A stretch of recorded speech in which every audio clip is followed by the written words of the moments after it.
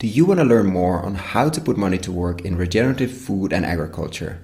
Follow our video course via investinginregenerativeagriculture.com/course or in the links below. Now, on to the podcast. Welcome to another episode of Investing in Regenerative Agriculture, Investing as if the planet mattered, a podcast show where I talk to the pioneers in the regenerative food and agriculture space to learn more on how to put our money to work to regenerate soil, people, local communities and ecosystems while making an appropriate and fair return. Why my focus on soil and regeneration? Because so many of the pressing issues we face today have their roots in how we treat our land, grow our food and what we eat. And it's time that we as investors, big and small, and consumers start paying much more attention to the dirt/soil underneath our feet. In March last year, we launched our membership community to make it easy for fans to support our work, and so many of you have joined as a member. We've launched different types of benefits, exclusive content, Q&A webinars with former guests, Ask Me Anything sessions, plus so much more to come in the future. For more information on the different tiers, benefits and how to become a member, check gumroad.com/investingregenag or find the link below. Thank you. Welcome to another episode, today with Frank Wooten, founder of Vence, livestock production reinvented, virtual fencing and autonomous animal control. And then they have an amazing subline, which is double your profit with Vence. Welcome, Frank. How's it going this morning, Koen?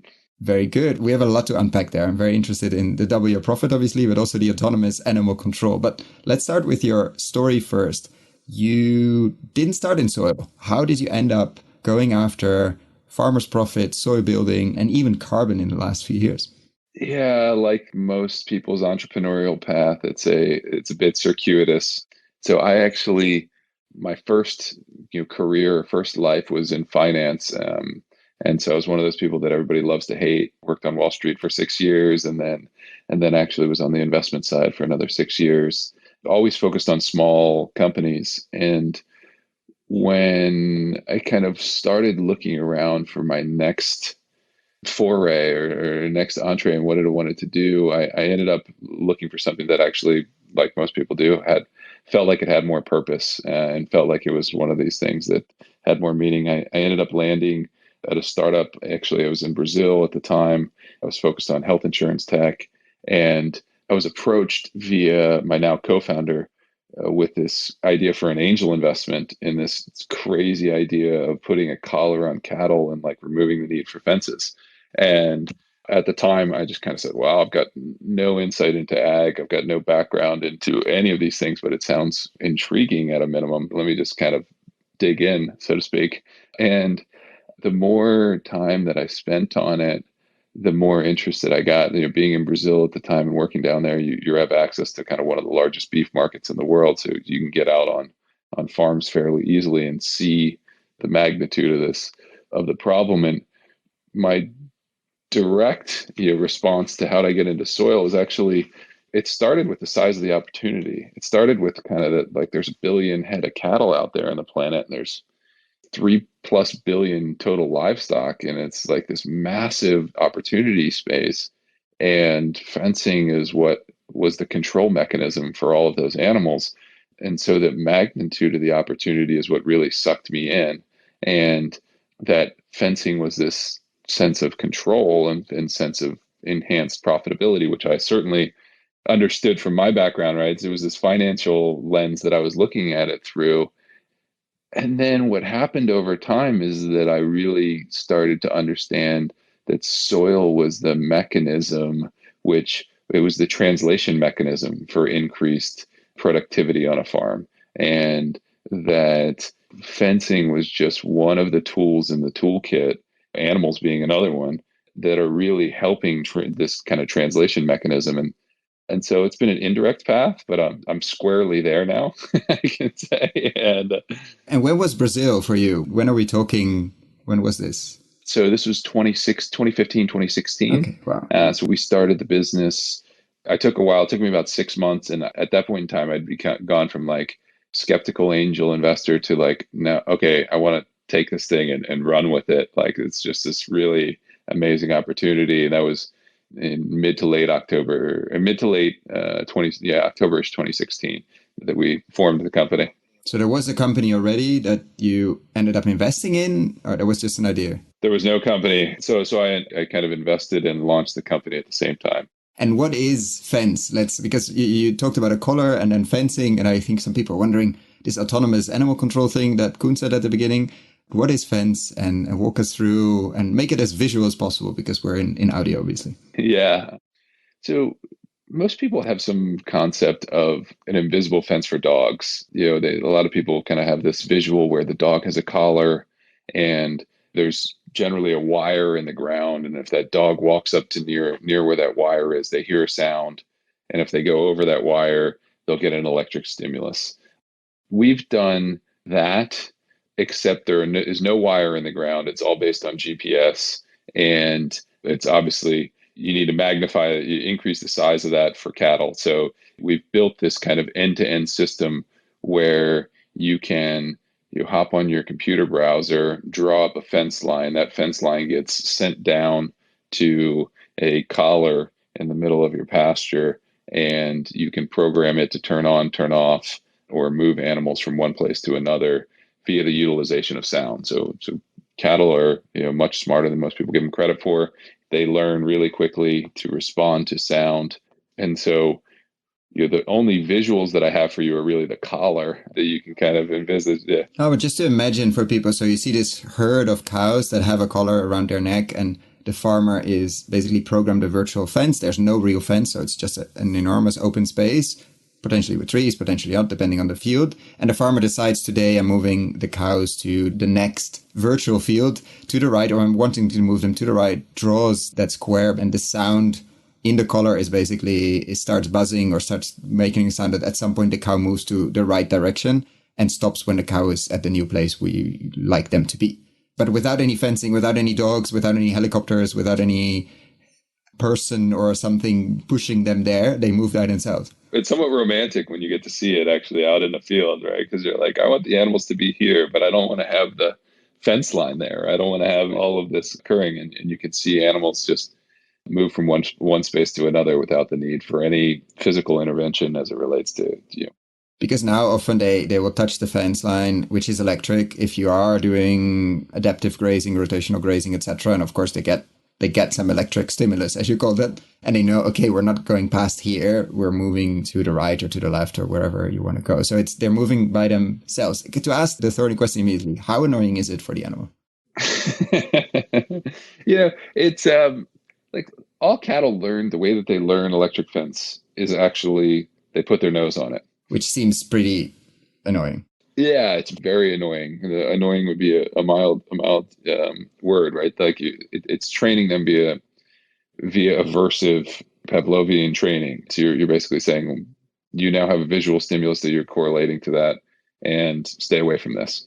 What our order of magnitude, so an electric fence will generally be somewhere in the order of magnitude of 3,000 to 8,000 volts, depending if you're running cows versus bulls versus steers, etc. Bisons, yeah. Yeah, bison, you're up at the top end there. And then we're about 800 volts is what the stimulus is. And we've done a bunch of different cortisol tests on animals and looked at kind of changing behavioral patterns. And there are a number of studies that are out that have been done on this. And there's actually no differentiation in terms of kind of stress on animals. How annoying is it? I mean, it's annoying, right? Like if you got an 800 volt stimulus, you'd avoid that sound. But the reality is that's how animals are trained right now. It's not. So it's a shock or it's a sound or it's both? A sound and stimulus is what trains the animal. And then 95% of the time after that, it's just sound. Just sound. Okay. It's like the proverbial, a lot of kids put their hand on the stove before they learn that that's hot. And then they shouldn't anymore. But you always have a couple kids who, put their hand on the stove a couple times. And then after, it's the heat that makes you feel it. Exactly. That's what happens for us. It ends up being largely sound that controls animals. So it saves an enormous amount of fencing. I was going to ask you, you said 3 billion heads of cattle in the world. Like, have you ever done, do we know how much fencing there is? There's 1 billion, but 3+ billion if you have 900 million sheep, 400 million goats. Do we know how much fence line there is in the world? I've spent a lot of time going down a Google rat hole. Okay, so if anybody has that data, it would be nice, send it over. But so that we don't, but it's a lot, for sure, it's a lot. It's a significant amount of fence line. And it's mostly this really nasty barbed wire. Like, it's not just to keep livestock in, but also there's an enormous amount of wildlife that gets trapped in all of that. Yeah, so I think it's been since people really started this, and you've got fence lines. Fence line, I kind of like to joke around and say it's a 10,000 plus year old technology, because you can go to throughout Europe. We don't have as much of this, like, super steeped history in fencing in the US, but like the domestication of wildlife, and you go in Ireland, you'll see these old rock fences that have been up for thousands of years. And the newest technology that happened, and you had the barbed wire was invented in the 1800s, which helped, tame the American West. And then the electric fence was invented in kind of the late 1930s, 1940s, but it's taken a while to get adopted as well. So you save a lot of fencing, but that's not why we're so excited about this. We're excited because of other reasons. Why is it so amazing for the farmer, apart from fencing, which is an enormous cost and enormous headaches, etc.? But if you start to go to virtual fencing, you suddenly unlock an amount of opportunities that I at least never thought of until I started to think this through a bit. So talk us through what makes this possible for a farmer or rancher. Yeah, I think that, like, one of the things that people who aren't on the farm don't necessarily think about is, like, with fencing, creating a static solution to actually a dynamic problem. And as we know, everywhere else in our lives, that doesn't work particularly well. And what I mean by that is, like, even over the course of a year, if everything is exactly the same in terms of precipitation and climate patterns over the course of the year, during that year, you need different fencing based on what the growth is in your pastures, because you've got springtime, you've got winter, and yet since people make a $10,000 a mile physical fence investment in it, they just kind of say, okay, well, we're going to use this. It's the solution that we have. This is what we're going to use. And so the ability to adapt, which is like, amp grazing, or, but like the ability to adapt to what the climate is telling you, to what the season is telling you, and to what your animals are. Just amp grazing is adaptive multi-paddock grazing, just for the got it. Yeah, for the Sorry, lingo. I apologize. But the ability to adapt, observe is very different if you have no fencing. Yeah. Exactly. And then what that allows you to do, like if you think about why farmers utilize fencing, and we're going to get, I'll start diving into this a little bit here, but like livestock farmers are grass farmers. It's a grass factory, and their goal is how to optimally translate solar energy into grass growth is kind of the equation that they need for maximum productivity. And the cattle are the worker bees that are taking that grass and translating it into a consumable product, whether that's meat or milk, but they're also optimizing what its growth patterns look like. So they're grooming it. And if you think about grass, so like you get into why fencing is needed, it's about your grass growth patterns and how grass optimally translates into a solar panel. You go dig a little bit further and you say, okay, well, yeah, it kind of makes sense. If grass is at stubble, it has no solar panel. If grass actually gets to this past its peak growth, you can actually see it in a field where it starts to bend over and it starts to have dead leaves on the end, and its growth pattern is reduced. And so all of that means there is an optimal growth period at which you should have animals be grooming that grass. And that's what fencing is for. That's the purpose of fencing on a livestock farm. And if you are dealing with a static solution to that, which is permanent existing fences, you are unable to optimally manage your property for productivity. So from our customers' perspective, it's really a productivity and yield question as it relates to fencing. And what we enable customers to do is really dynamically, really quickly fix that and have the ability to change that without the need for infrastructure or labor. So it's a tool that's in their toolbox that previously was just completely unfathomable. Talk us through like an example, one of your customers. What does that mean for the farmer, the bottom line, the company, the family? Like, what does this enable somebody to do in an interesting, I mean, you have many, obviously, but in an interesting example, what is one that's like sticks out when somebody asks you, okay, tell me about a real life example? A great example is one of our customers who we love. Like all of our customers are kind of really interesting and cool individuals. And Leo, this guy, Leo Barthelmess up in Montana on Barthelmess Farm. He's up in northern Montana, and he's owned his property for now almost 60 years. And over the course of that, so he bought the farm. It was 35,000 acres, basically, and it was 4 pastures. At that time, he's got a couple hundred animals on that piece of property. He's kind of looking at it, and over the course of 50 years, he went from 4 pastures to 30.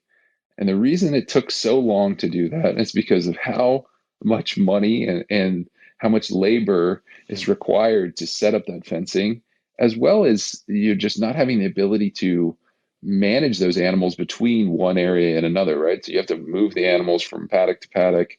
You have to be able to get in there and monitor. There's so many other things that he had to do. He just didn't have resources to increase the intensity of management on that property.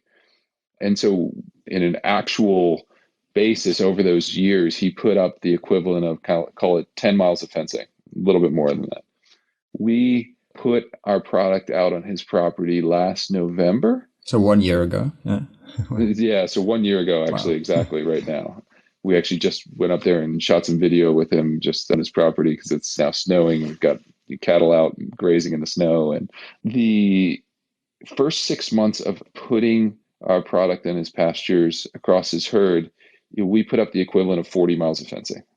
So we did 4x what he was able to do in 50 years in 6 months for the cost of 1.5 miles of fencing. Wow.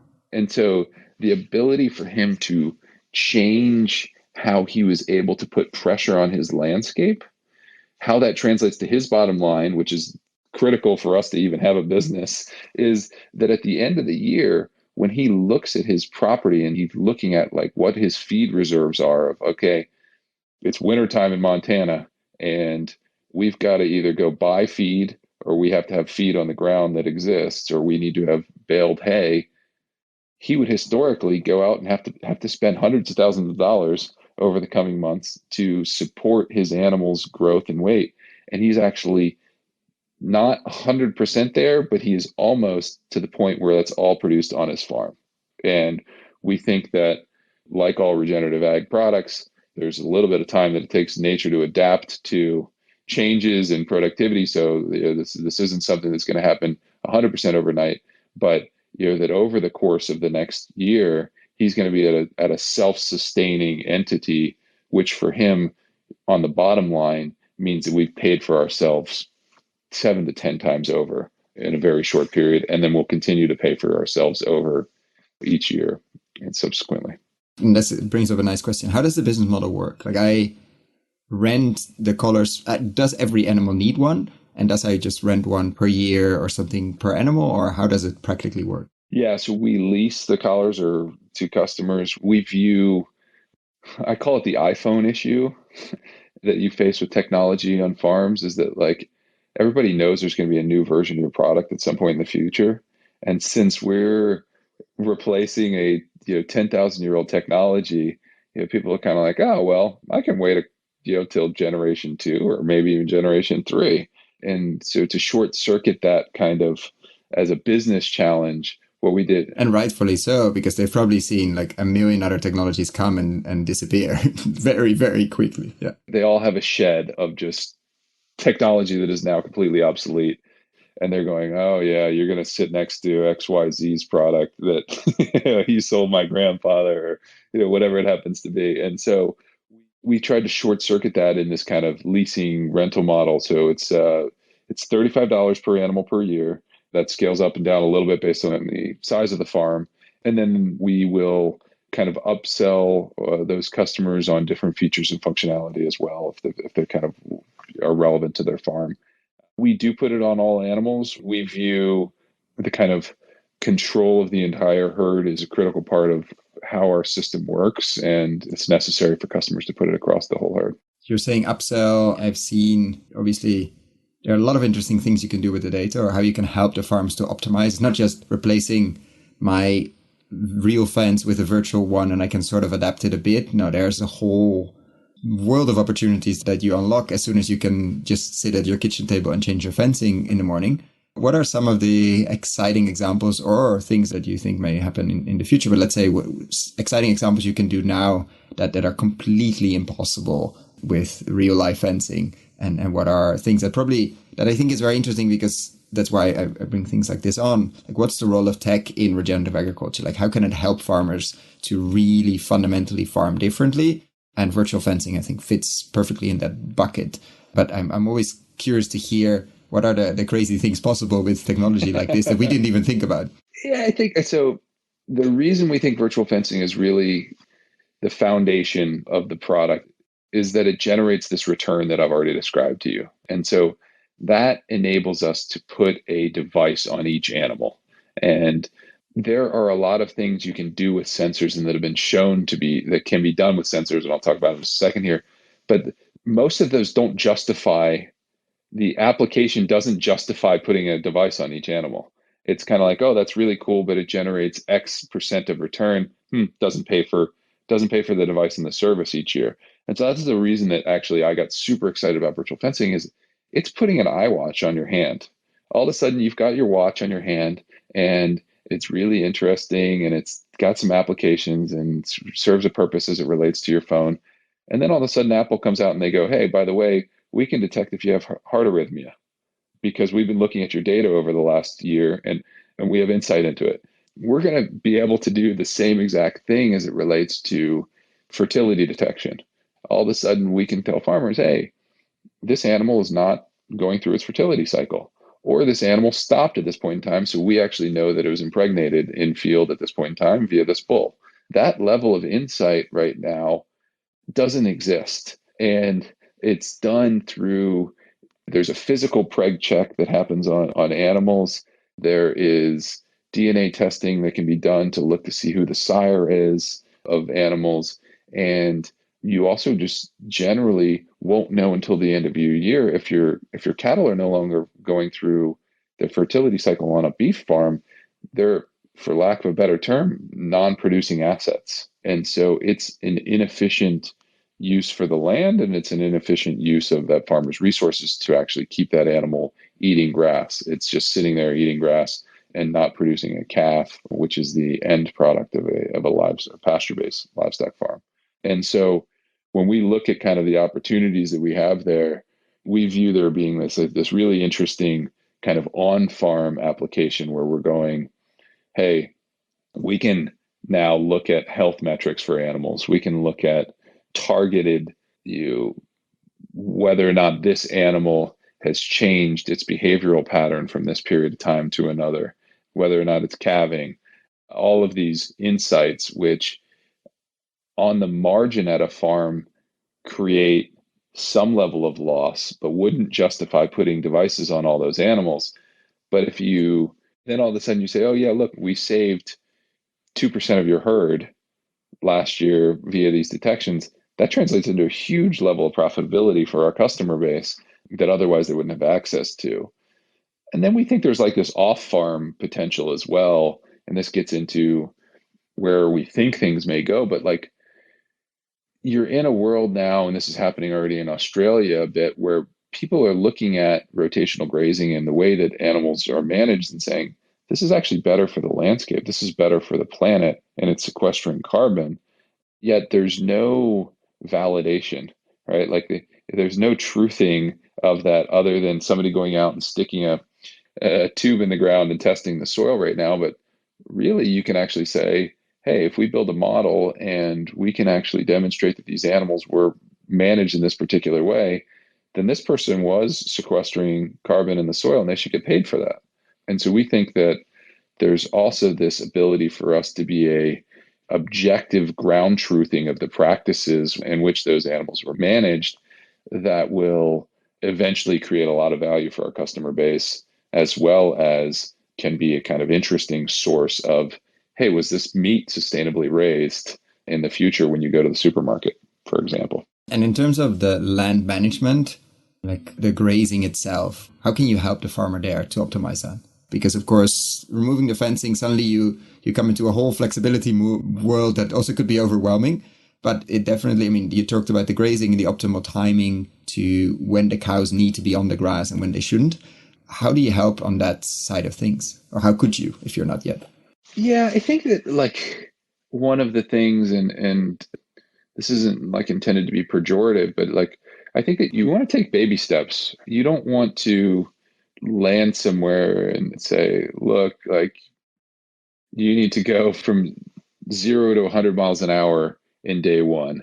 You need to take customers along with you on your journey, and they need to be ready, and they will decide what their kind of risk tolerance is for different things. And so, as it relates to your question, a lot of times, we're coming into farms and we're with customers who already have an idea of what they want to do.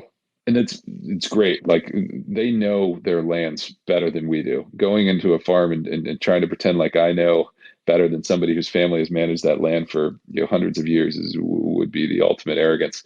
But we do think that over time there is the ability for us to start to incorporate other data sources and the ability to say, look, like from satellite imagery, we can now tell you that this is what's going on with the forage in this pasture. You've got X number of animals. We can kind of give you a pretty good insight of like these animals should be moved from here to here at this point in time. Do you see farmers already doing that? Like they combine your set with some other sets they have, or the drone images they use, or their observation they obviously use daily as they go over the land? It's a completely analog process at this point in time. It's something that most farmers are out looking at the land, looking at their animals and observing, which I think is absolutely never going away. I think livestock farmers, part of why they're livestock farmers, they love the land. They want to be out there with the animals. It's a very peaceful kind of meditative lifestyle. So it's absolutely wonderful to be out in pasture with animals.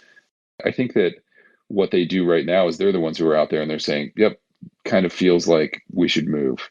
And then the question is like, how much of a pain is it for them to do that?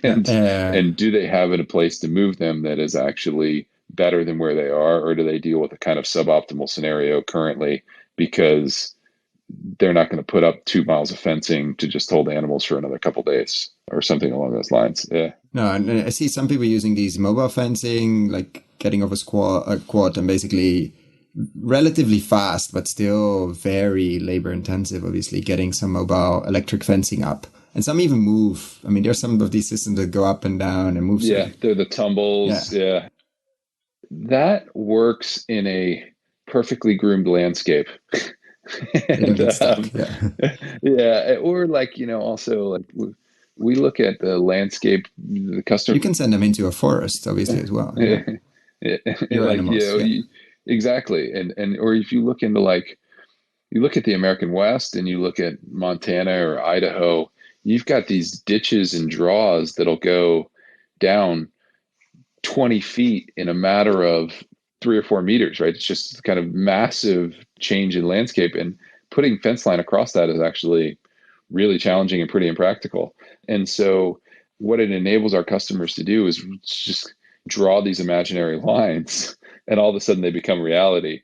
So they don't deal with any of the kind of physical issues that are related to it. And so that's like when we think about what, like, I think that you've got to have a couple different legs to stand on as it relates to getting adoption for your product. And one of the legs that you have to stand on is like, you got to change your customer's lifestyle. Like you have to make things better.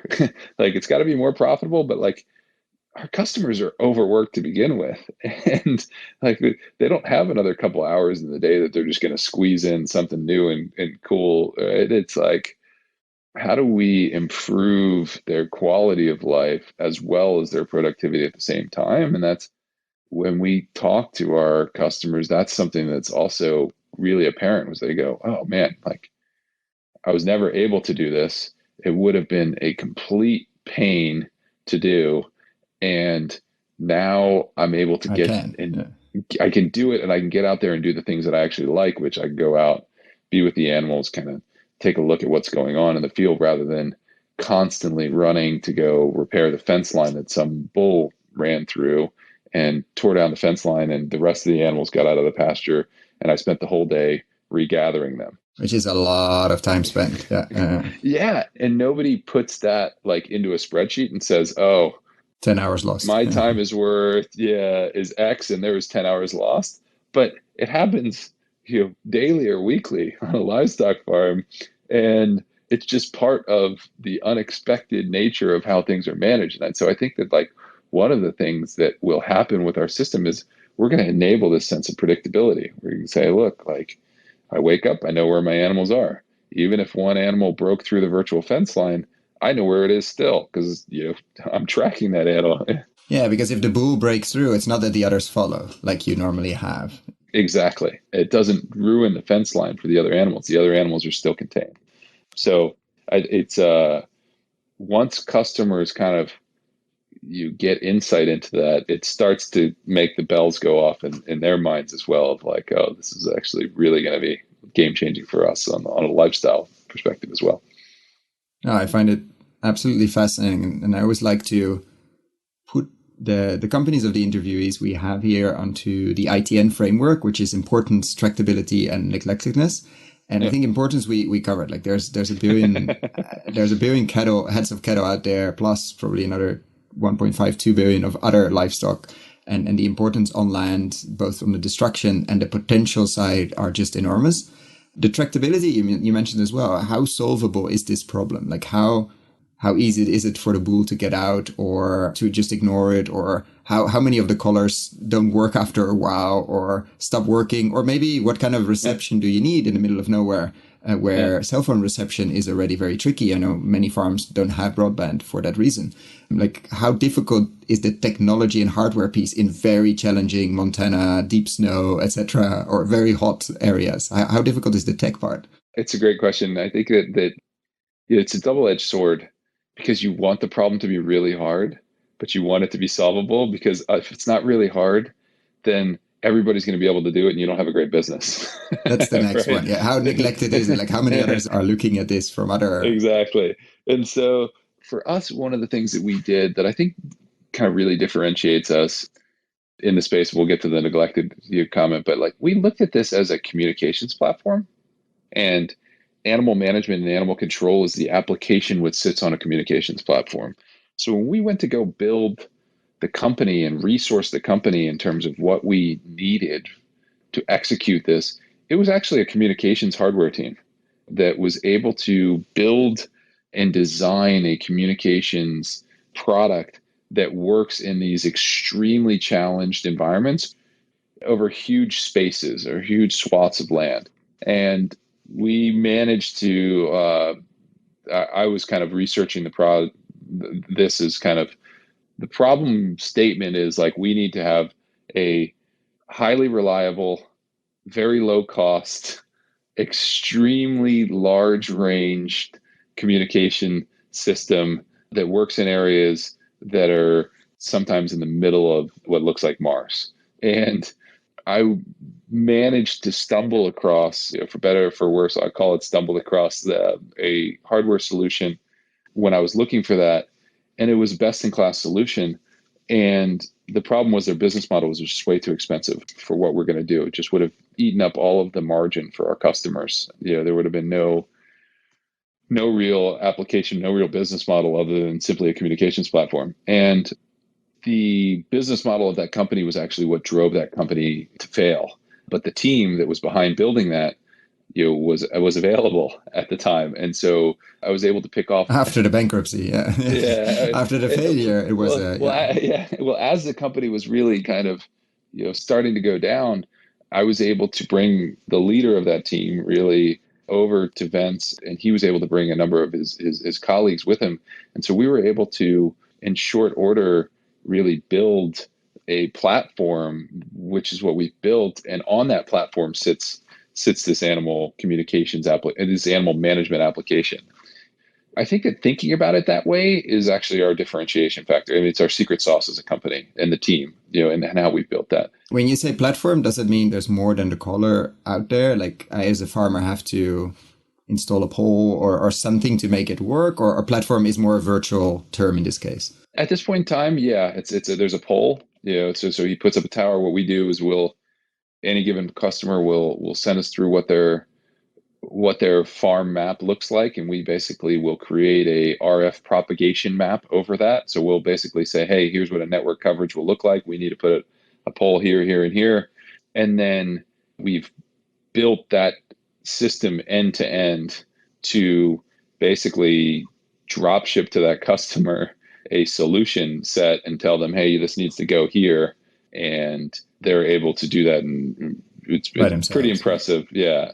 That the team, it's my background's not in engineering, so it's really a testament to everybody at the company except for me. That this actually works. Yeah. Yeah, it actually works, and they're absolutely, they continue to impress me in terms of the things that they make and continue to do. But to your question, the other thing is the reason we call it a platform is because when we look at it, animal management is one application, but water monitoring sensors, soil sensors, they all need a communication platform. They all need to be able to plug into it.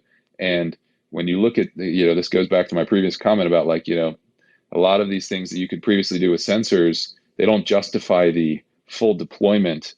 All of a sudden you've got a network there and it's like, oh yeah, we'll hook that into our network. We'll dial that in, and they generate, multiples of value for our customer base, but they're, cheap plugins for us to basically add onto the network. And so we certainly kind of expect to expand into those over the coming years as well. And in terms of neglectedness, how busy is the virtual fencing space? It's not very busy. So there you can count them on one hand, probably. Yeah, you can count less than one hand. We view there as being, again, there are a lot of companies that have built cattle tracking sensors, and I don't actually view that as competition. This isn't a dig against those companies, but when you look at an IoT network and an IoT platform, the ability to have uplink versus downlink, it's actually, there's a complete imbalance. There's 16 times easier to report GPS data up to a network than it is to send information down to that device and control that device. And so when I dismiss those as non-competition, it's because they would have to build a completely different solution to get into the virtual fencing space. And so when you get into the virtual fencing space, there are really three competitors that we look at. There's Agrisons out of Australia, Halter out of New Zealand, and No Fence out of Norway. And each of them have built different solutions. None of them at this point in time is commercially available. So we're kind of all sprinting towards commercial availability. Everybody has their different benefits and drawbacks. We should, in our opinion, be out in the forefront over the coming year. We're expecting to put out 50,000 collars next year and cover 2.5 million acres of land, and we think that'll kind of squarely put us in the most commercially available solution there. But it's it's a space that when you're talking about 1 billion potential users just in the cattle, and 50,000 is nothing. Yeah, 50,000 is just not even scratching the edge of the surface, and so it's extremely neglected as a space and people looking at. No, I think that answers it nicely. I want to be conscious of your time and end with some, I think, fast questions. Let's see if we can manage. And otherwise, we'll keep some for another episode. I apologize if I'm rambling. I get excited about some of these things. So. No, absolutely not. It's the first time we have virtual fencing. We've discussed it actually with Bert Glover once, but just scratching the surface again and never got into the real details. And so it's something I've been waiting for. So definitely want to ask about the details. But let's ask some questions I always like to ask. What if you would be in charge of $1 billion investment fund tomorrow morning? What would your portfolio look like if you had complete freedom to invest it? So not granted. What would you put it to work and why? Oh, it's a good question.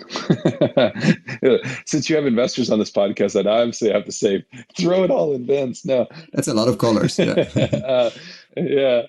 I think that I would, given how deep I am in the space that I'm in, like in the understanding that I have, most people invest a lot, they feel more comfort in investing in what they know. And so I think what I would probably do, and I've thought about this, is there are a bunch of countries in the world that have really significant agricultural producing assets, both on the livestock and on the farmland. Brazil's a great example, where their currency has been devalued by 50% in the last year, right? So I would actually spend 80% of that buying assets in those lands that are non-regenerative and non kind of suboptimally producing. I'd probably spend 10% of it investing in ag tech. The tools, yeah. Yeah, tools to bring productivity up, 2 to 3 times on those property. And then I'd probably spend the last 10% on like supply chain efficiencies and marketing to get those products into the like higher value markets at a price point which captures their value. So I'd invest 80-10-10. kind of along, 80-10-10 is how I'd look at it. And it's a very, very nice answer, actually. And what if you could change one thing overnight in the ag space? So you have a magic wand and you, Frank, have the great power to change one single thing in the ag and food space. What would you do? Oh, that's a risky question there. Being in the US, the immediate thing that pops up is I'm like, would I get rid of just corn subsidies? Which people have said, like, take away all subsidies and let's figure it out. But yeah. I think I would actually enable a nutrient deficiency tax where you actually, via a mechanism, are charging like your bag of Cheetos costs you what a pack of cigarettes costs because of it's like of what's actually in that bag. Complete absence. Yeah. Yeah. And so you'd get back to this sense that people are actually paying for what they're getting, not a false version of reality. I think it's the first, actually, the podcast, somebody mentioned that, but it's a very, policy has come back and forth and getting the externality costs into it. I think a few people have mentioned that. And yeah, it's a false cheapness we see. It's empty calories. And we know it, most people know it, but it's still, and most people, like, how do we give people the choice to actually switch and to go for the nutrient density stuff? And it's going to be a carrot and a stick, probably in mixed forms. But this is, it's going to be one of the big challenges. Like, how do we make sure people get what they pay for? I think it has to be a carrot and a stick because we're so smart as humans that we've hacked the human, taste bud, and we salt and fat. Yeah. Yeah. We basically completely circumvented reality. And like, we're like, oh, look, we can hack the brain. So like, we'll just sell people this and they don't have, they don't have any insight into it. So like the government, like that would be the optimal version of where the government comes in and says, look, this is actually what is best for society. And like, you're going to get charged a tax for that. You can still smoke cigarettes. That's fine. However, like you just not indoors. Yeah. Yeah. You're just not indoors and you got to pay a tax for it. That's just like reality. And this is definitely inspired by John Kempf, but what do you believe to be true about regen ag that others don't believe to be true? Apart from that virtual fencing is the future, but yeah, that's maybe because most people didn't think about that, not because they don't believe to be true. Do you have any strong feelings that others not share, or the other way around? Yeah, I'm on a podcast with like people who are listening, spending an hour to listen about like regen ag investing. So saying something that they don't already believe to be true is like, you're asking me to stretch a little bit here. I mean, that's why I ask it. Because I think if you talk about society at large, right, like it's that regen ag is actually cheaper than commercial ag. We could definitely stretch the others. This is an interesting one because we have people listening that say you cannot make money with regen ag or with ag in general. Yeah. Like it's impossible because you will be squeezing something, etc. So you're saying it's cheaper. Explain. Yeah, I think it's like, why is harvesting corn so cheap? It's because of the tools that are used to harvest corn, right? You've got these massive combines that John Deere makes that cost you millions of dollars, but they enable you to have scale to do it. And the thing that regen ag lacks is tools. And so as soon as it has tools, it's going to be cheaper, in my opinion. So that's that. I mean, I don't know that I'd imagine most people who are deep in regen ag already believe that. And that's like, yeah, but like, that's my, I think it has to be cheaper. If you don't believe that, then you probably shouldn't be in the space. No, it has to be, and it will be are two different things. I mean, it has to be, for a long time, it was solar energy has to be cheaper. Now in many places it is. But it took a while. I mean, it took the tools to build it, the factories and the financing schemes, and of course the subsidies as well. This is different, and again, but like we hope that it will be cheaper. And you're saying actually with many customers, we see that it is fundamentally cheaper already with even the first version of the tools. Not even. I think solar is like such a great parallel, right? Like renewable energy is like, you look 20 years ago and 5 years ago, honestly. Yeah. Yeah. But like, if you look 20 years ago, the whole focus was like, there was the boom about like, who can build the panels, and then they built the tools And they got to a point where now the boom's going to be in battery, right? Like you're already seeing it. The great thing about regen ag is like the battery is the soil. You don't need to build it. All we need to build is like the tools. The primary tool, which is the solar panels, already built for you, right? Like, which is grass or it's the plant or the tree or whatever. Yeah. Yeah, exactly. The battery's already there. We just need to find like the optimal ways to harvest it or to increase productivity of those. And then you're going to have farms that are going to make a lot more money. Like it seems so much easier than the renewable energy thing where you have to build each of the components along the way because they're man-made versus nature's already spent millions of years A/B testing, in the word of the tech. ABCDF testing probably. Yeah. Exactly. And so now we've got the results of these millions of years of testing, and all we need to do is like just get out there and do biomimicry, basically. Why do you see such a strong pushback then in articles on regen ag will never be able, and where are the peer-reviewed papers and adaptive grazing? I mean, savory is being harassed, I think, every day in the press or in from university professors that they never found a peer-reviewed paper that it actually works. And then I always like to point out there are millions of farmers or hundreds of thousands actually using it and it works, like in their circumstances. Why is it so difficult to believe that you can actually build soil and eat from it and sort of have both of that? Like you can regenerate an asset, you can regenerate soil and also grow food. This is going to be a whole different podcast now, but yeah. Yeah, exactly. You're asking me like do you have a short answer for that, or should we keep it for another episode? I don't know the answer to that. Like, I wish I did. If I did, I would be focused on hacking that answer. I think it's one that a lot of times people find answers to, it's the confirmation bias, right? People want to believe something. And so they go out and try and find answers to confirm what they already believe. And trust me, both sides of the fence do that for a lot of things, but it's the proverbial fence. The virtual one. Yeah, exactly. But I think that a lot of times when you look at kind of people attacking savory, look, the challenge on ag is that it exists everywhere on the planet. So no two farms are actually the same. They don't have the same soils. They aren't necessarily producing the same product. And so if you apply the exact same results in tests from one place to another place, you may not get the same answer, which when it gets to a simplistic scientific method version of the world, all of a sudden you say, oh, that doesn't work because it didn't work. I took this here and I translated this test from here from A to Y and it doesn't work. So that means it doesn't work. No, it doesn't mean that. It just means you're actually dealing with nuance and you need to take a holistic view of the problem that you're looking at and incorporate all the variables into your test. And so I think that's what happens in a lot of like these peer review papers that will attack savory. Like, listen, savory's method doesn't work exactly the same everywhere.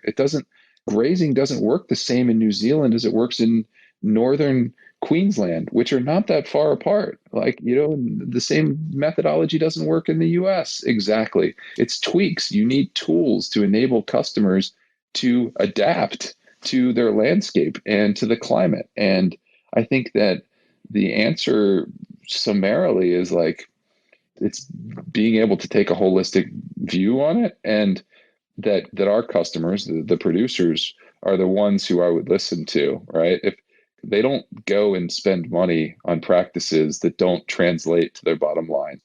People they don't have the ability to go and risk their money on something that goes against social norms to begin with. If it doesn't make sense, yeah. If it doesn't make sense for them, it's not going to work for them. And so I think that's absolutely who I trust and what drives me, and kind of our North Star is like, listen, our producer saying this works?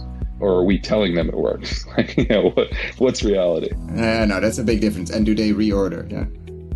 Look, Frank, I want to thank you so much for your time, for sharing. And I definitely don't think it's the last time we have you, hopefully, on the podcast.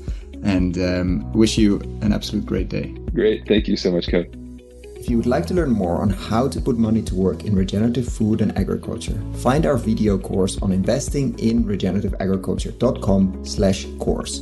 This course will teach you to understand the opportunities, to get to know the main players, to learn about the main trends and how to evaluate a new investment opportunity, like what kind of questions to ask. Find out more on investinginregenerativeagriculture.com/course. If you found the Investing in Regenerative Agriculture and Food podcast valuable, there are a few simple ways you can use to support it. Number 1, rate and review the podcast on your podcast app. That's the best way for other listeners to find the podcast, and it only takes a few seconds. Number 2, share this podcast on social media or email it to your friends and colleagues. Number 3, if this podcast has been of value to you and if you have the means, please join my membership community to help grow this platform and allow me to take it further. You can find all the details on gumroad.com/investingregenag or in the description below. Thank you so much and see you at the next podcast.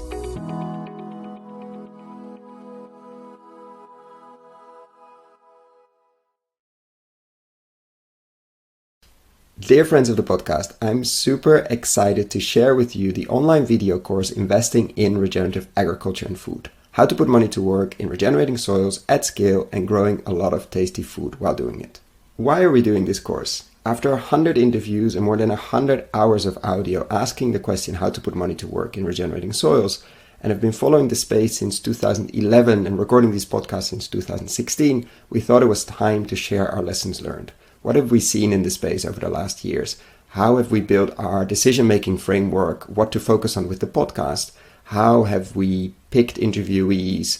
And what questions should you ask? What is happening in the space? What should you read? What should you listen? What should you watch?